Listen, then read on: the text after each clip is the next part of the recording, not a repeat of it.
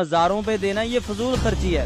دین اسلام کا اس کے ساتھ کوئی تعلق نہیں ہے. یہ عیاشیاں کرتے ہیں, ان پیسوں کی بڑی بڑی کوٹھیاں ان کے پاس, بڑی بڑی گاڑیاں ان کے پاس, جن کا کوئی کاروبار نہیں ہے, جن کا کوئی بزنس نہیں ہے, کوئی جاب نہیں کرتے, اور لوگوں کے نذرانوں سے وہ پلتے ہیں خود. دنیا میں جتنے مزارات ہیں اور جتنا پیسہ وہاں پہ اکٹھا ہوتا ہے, اس پیسے سے پاکستان کا قرض اتر سکتا ہے.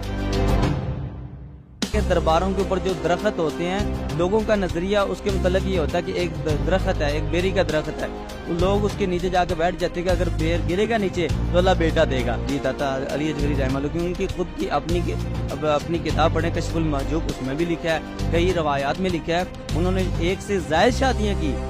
اب مجھے یہ کنفرم نہیں ہے 2 یا 4, 1 سے زائد شادیاں تھیں ان کی, لیکن ان کی اولاد نہیں تھی.